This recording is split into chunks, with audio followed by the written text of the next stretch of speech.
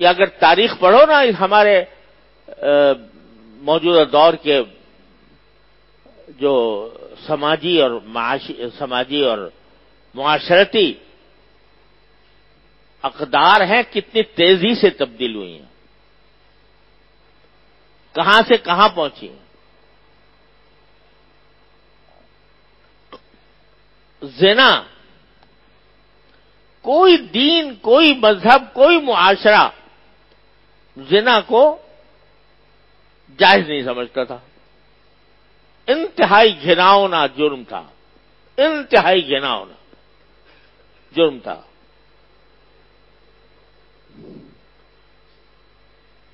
نئی تہذیب آئی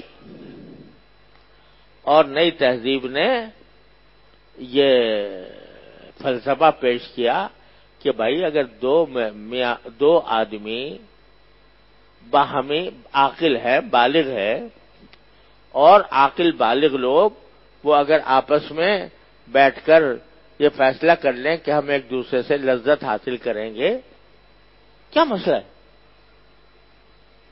کوئی ظلم نہیں ہے کسی پر، یہ بھی راضی وہ بھی راضی۔ تو جب اگر آپ کوئی مرد کسی عورت سے اگر وہ اس کے ہاتھ سے کھانا کھا سکتا ہے،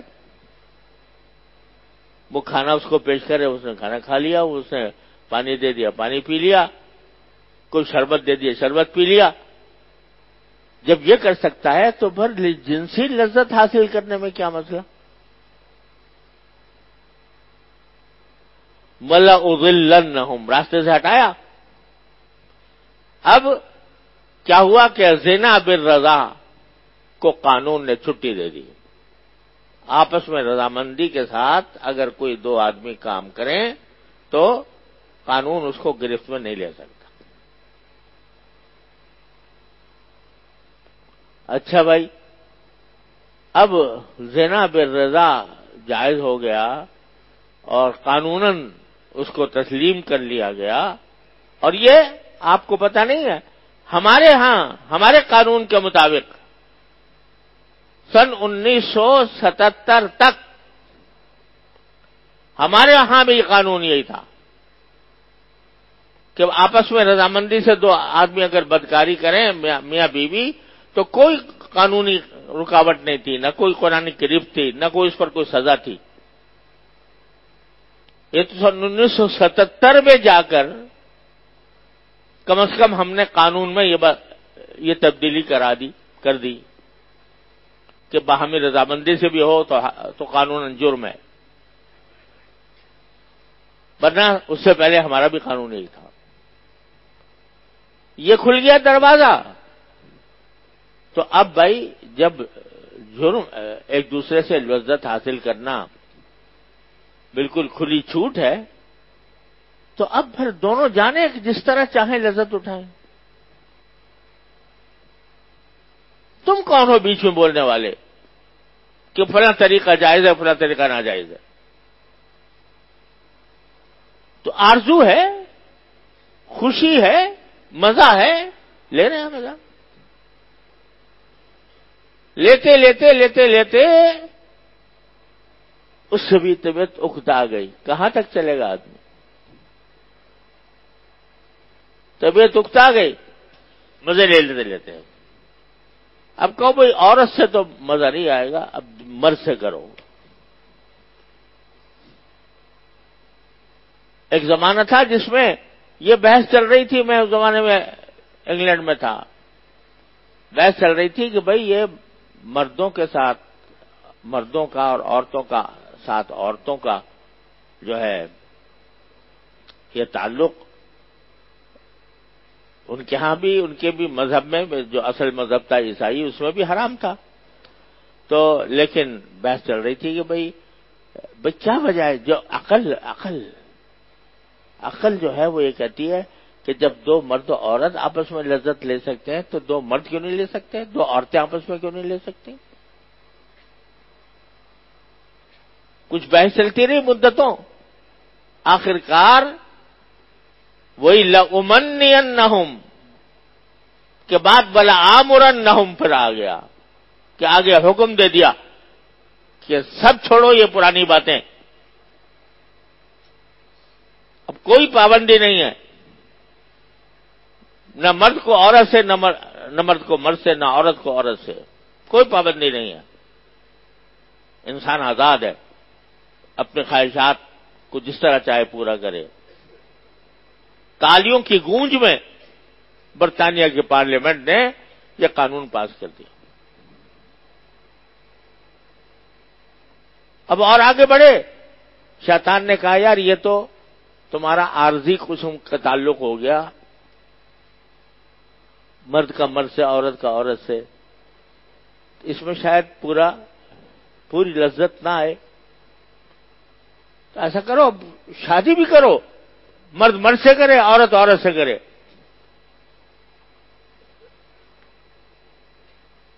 اب یہ ہو گیا، کیا ہوا اس کے بعد کہ اس وقت مغربی دنیا میں اگر کوئی شخص یہ کہے کہ مرد کا مرد سے شادی کرنا، عورت کا عورت سے شادی کرنا یہ بری بات ہے، اس کے خلاف ایک طوفان کھڑا ہو جائے گا. اگر اس کی کوئی تبلیغ کرے وہ جرم ہوگا قانوناً.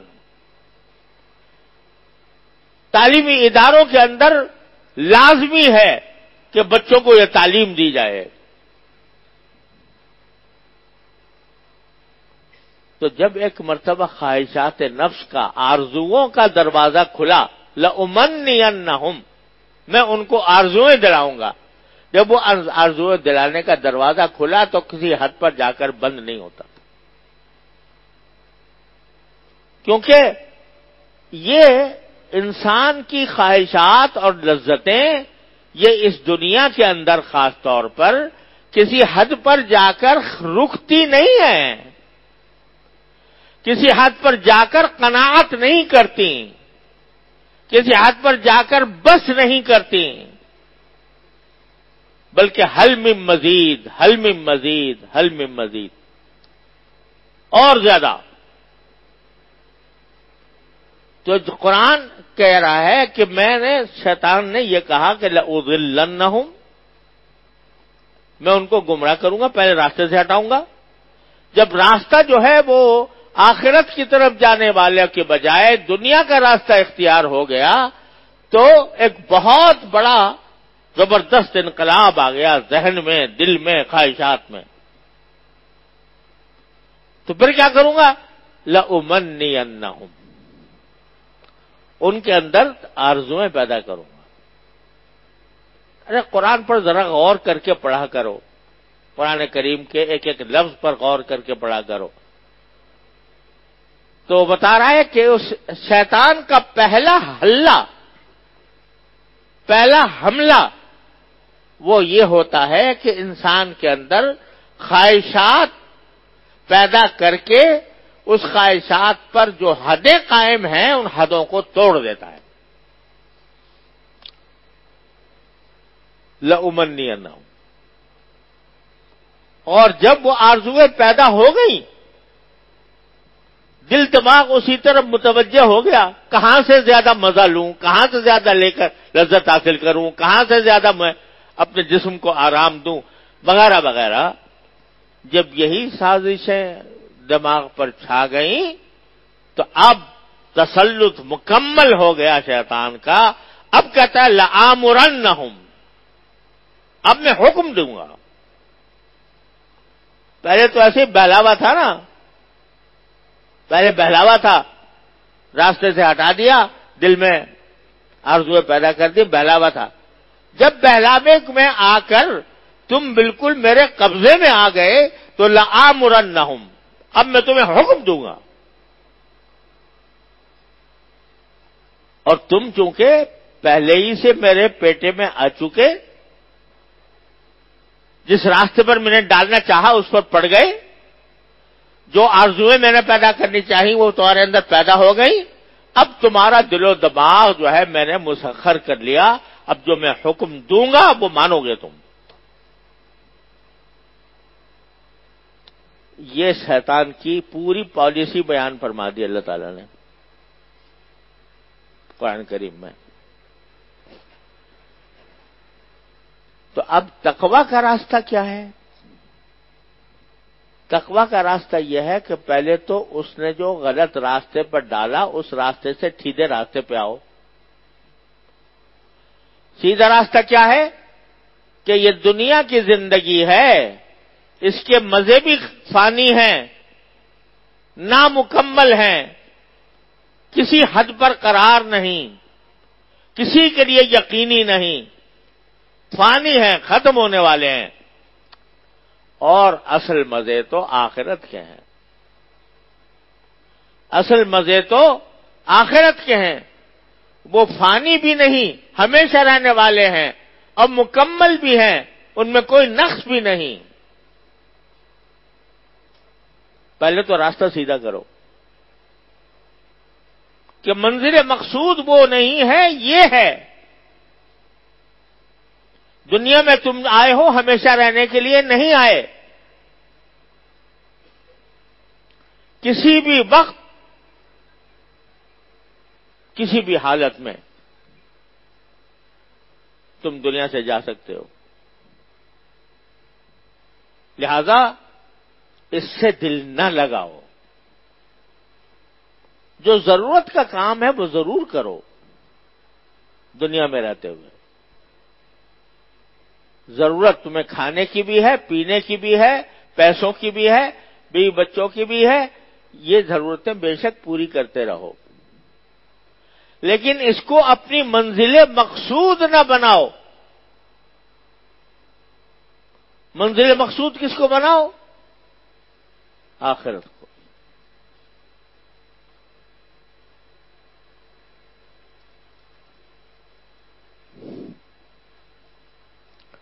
ومن اراد الآخرة وسعى لها سعيها فأولئك كان سعيهم مشكورا۔ جس کا نصب العین آخرت ہو، من اراد الآخرہ، محض دنیا کے مزے مقصود نہ ہوں، یہ سمجھے کہ یہ تو ایک میرے راستے کی ایک منزل ہے۔ مقصود، منزل مقصود جو ہے وہ آخرت ہے۔ من اراد الآخرہ وسعى لها سعيها، اور پھر وہی کام کرے جو وہاں پر جانے کے لیے کرنا ہے۔ فَأُولَئِكَ كَانَ سَعْيُهُمْ مَشْكُورًا۔ تو پہلا راستہ تو گمراہی کی جو ڈالا تھا شیطان نے کہ یہ دنیا ہے، مزے اڑاڑو، بابر بعیش کوش کہ عالم دوبارہ نیز۔ وہ کسی بابر جو بادشاہ تھا اس کو کسی شاعر نے یہ کہا تھا کہ بابر بعیش کوش کہ عالم دوبارہ نیز۔ اے بابر، اے بادشاہ، جو تجھے عیش و آرام مل رہا ہے اسی کے اندر لگا رہ، اس کو زیادہ سے زیادہ عیش حاصل کرنے کی کوشش کرتا رہے، کیونکہ زندگی دوبارہ نہیں آنی، جو آ گئی سو آ گئی۔ تو یہ تھا وَلَأُضِلَّنَّهُمْ، راستے سے بھٹکا دیا، کہہ دیا تیری منزل بس یہی دنیا ہے۔ انما هذه الحیات الدنیا نموت ونحیا وما یہلکنا الا الدہر، والعیاذ باللہ۔ تو اس طرف لگا دیا تھا۔ پہلی سیڑھی یا پہلا قدم اس شیطان کی پیدا کی ہوئی گمراہی سے نکلنے کا پہلا قدم یہ ہے کہ آدمی یہ سمجھ لے کہ یہ میری منزل نہیں ہے، یہ ایک رہ گزر ہے، منزل کچھ اور ہے۔ منزل کب آئے گی؟ منزل آخرت والی ہے۔ والآخرۃ خیر وابقیٰ۔ سب سے پہلی سوچ تو یہ ہونی چاہیے۔ جب یہ سوچ آئے گی، اب فرض کرو شیطان کہہ رہا ہے کہ بھئی یہ دنیا کا کام ہے، اگرچہ لذت والا ہے، بڑا مزے والا ہے، دل میں چل رہا ہے تیرا، کر لے، یہ گناہ کر لے، مزہ آئے گا، اس دنیا کے اندر مزے لوٹے گا۔ ارے کب تک، پتہ نہیں کب تک جوانی رہے، کب ختم ہو جائے۔ کب تو یہاں دنیا میں رہے، کب دنیا سے چلا جائے، ذرا مزہ تو لیتے جاؤ. ملا عمر نہیں نہ ہوں. اس کا جواب دیکھو، یہ سب میں سب مبتلا ہے، ابتلاء عام ہے. عالم، جاہل، پڑھا لکھا، بزرگوں کی صحبت میں رہنے والا، تقوی کا خواہش مند، وہ بھی اس جال میں پھنس جاتا ہے کہ جب گناہ کا وقت آیا، ایک دم سے ایک ایسی چیز نظروں میں آ گئی کہ جس کا پہلے تصور نہیں کیا تھا، جس کی طرف دل مچل رہا ہے، آنکھیں مچل رہی ہیں، موجود ہے، کوئی دیکھنے والا بھی نہیں ہے، خلوت ہے، تنہائی ہے، کوئی دیکھنے والا بھی نہیں. اس وقت میں ایک چیز سامنے آ گئی اور اس کی طرف دل مچل گیا.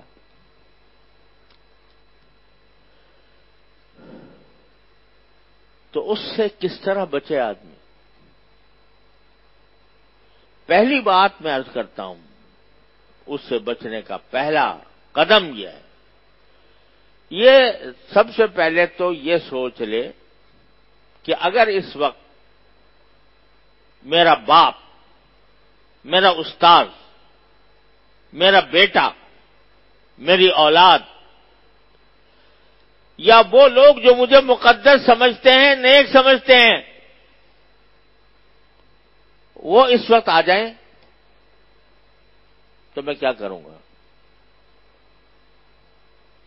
جاری رکھوں گا، مزہ لینا جاری رکھوں گا؟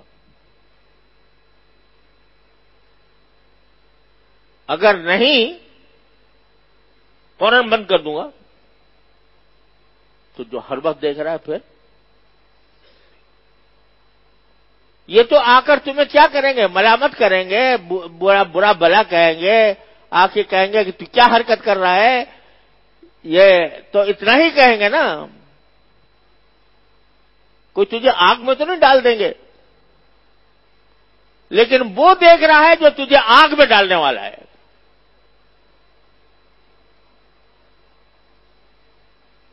ایک تو یہ تصور کرو. دوسرا تصور یہ کرو کہ اگر عین اس وقت مجھے موت آ گئی جبکہ میں یہ کام کر رہا تھا، عین اس وقت موت آ گئی، آ سکتی ہے کہ نہیں آ سکتی؟ ابھی مجھے انتہائی جانگوداز سانحے کی اطلاع ملی. ہمارے دوست ہیں قاری محمد عثمان صاحب،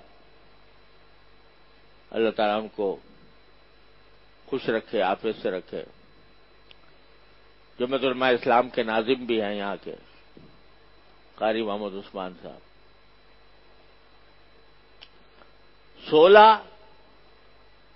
16 مارچ کو ان کی بیٹی کا نکاح ہوا.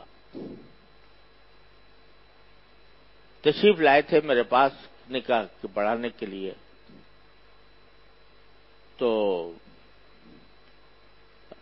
میرے لیے کہیں دور جا کر نکاح پڑھانا دشوار ہوتا ہے، تو بیچاروں نے خود ہی میری رعایت کرتے ہوئے مجھے معافی دے دی کہ آپ دعا کریں، میں نکاح وہاں پڑھا لوں گا. 16 مارچ کو ان کا نکاح ہوا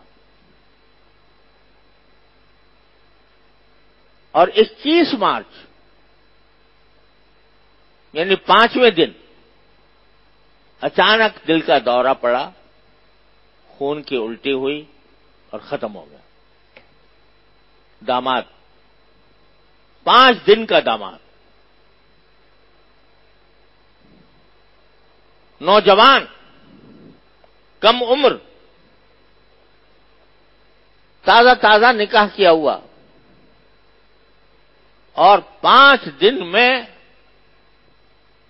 اللہ کے حوالے ہو گیا، اللہ کے رخ کروں. تو کون کس پر بھروسہ کرے کہ میں کب تک زندہ رہوں گا؟ تو ذرا یہ تصور کر لیا جائے ایسے موقع پر جب شیطان گناہ کے داعیہ پیدا کر رہا ہے کہ اگر میری موت آ گئی اس وقت تو کیا ہوگا؟ یہ بھی بعض لوگوں کے دماغ میں خیال رہتا ہے کہ رمضان میں شیطان کو تو قید کر دیا جاتا ہے، قرآن شریف میں وہ احادیث میں ہے کہ شیطان قید کر دیے جاتے ہیں، تو اس کا مطلب یہ کہ وہ بندے کو بہکانے کی قدرت ان سے سلب کر لی جاتی۔ پھر یہ گناہ کیوں ہوتے ہیں؟ تو دماغ میں یہ بات بیٹھ گئی ہے کہ جو گناہ بھی ہوتا ہے وہ شیطان کراتا ہے، اس لیے یہ شبہ پیدا ہوتا ہے۔ ارے بھائی سارے کام تو شیطان نہیں کراتا، خود تمہارے دل میں اندر ایک شیطان بیٹھا ہوا ہے، وہ ہے نفس۔ نفس بھی کراتا ہے، تو یہ جو جتنے میں گناہ بتا رہا ہوں نا یہ سب نفس کرا رہا ہے۔ کسی نے خوب کہا تھا کہ فعل بد تو خود کرے، لعنت کرے شیطان پر۔ یعنی ہر برا کام وہ خود اپنی خواہش سے کر رہے ہیں، اپنی لذت لینے کے لیے کر رہے ہیں، اور ڈال دیا سر شیطان کے، شیطان نے کرا دیا۔ یہ فعل بد تو خود کرے، لعنت کرے شیطان پر۔ تو شیطان تو اس وقت جو ہے معطل ہے، وہ اللہ تعالیٰ نے اس کو معطل کر رکھا ہے، لیکن دل کے اندر جو شیطان بیٹھا ہے نفس، وہ کرتا ہے یہ سب چیزوں پر آمادہ۔ تو اس کا علاج یہ ہے دو باتوں کا مراقبہ۔ ایک یہ کہ اس حالت میں اگر مجھے دیکھ لیا جائے تو کیا پھر بھی میں جاری رکھوں گا؟ اور دوسرا یہ کہ اگر عین اس وقت میں میری موت آ جائے، خاتمہ میرا اس عمل پر ہو جائے العیاذ باللہ، تو میرا کیا بنے گا؟ تو میرے بھائیوں اور عزیزوں، میں پہلے اپنے آپ سے خطاب کرتا ہوں، پھر آپ کے اپنے حوالے سے، اپنے واسطے سے آپ سے کرتا ہوں۔ یہ رمضان کا مہینہ قرآن نے فرما دیا لعلکم تتقون، تقوی اختیار کرو۔ تقوی پیدا کرنے کے لیے میں نے یہ مہینہ بھیجا ہے تمہارے پاس۔ تو تقوی کا مختصر تعریف کیا ہے؟ گناہ سے بچنا۔ مختصر بات، گناہ سے بچنا، چاہے گناہ وہ زبان کا ہو، چاہے نظر کا ہو، چاہے کان کا ہو، چاہے ہاتھوں اور پاؤں کا ہو، ہر گناہ سے بچنا۔ یہ اگر کر لیا تو انشاءاللہ رمضان کا مقصد حاصل ہے، اور اگر خدا نہ کرے اس میں کمی کسر رہ گئی تو پھر مقصد تو حاصل نہ ہو۔ ٹھیک ہے، روزے قبول ہو گئے تمہارے سر سے فریضہ اتر گیا، کوئی یہ نہیں کہے گا کہ ابھی تمہاری قضا واجب ہے، تمہارے اوپر کفارہ واجب ہے، لیکن جس مقصد کے لیے اللہ تبارک و تعالی نے تمہیں اس کورس سے گزارا تھا تو اس کورس کا فائدہ تو حاصل ہوا نہیں، کامیاب نہیں ہوئے۔ کامیاب اس وقت ہو گئے کہ جب رمضان ختم ہونے پر اپنا جائزہ لے کر دیکھو کہ گناہ سے بچنے کا کتنا ارادہ مکمل ہو گیا دل میں۔ تو بس بھائی اللہ تبارک و تعالیٰ اپنے رحمت سے، اپنے فضل و کرم سے ہمیں توفیق عطا فرما دے۔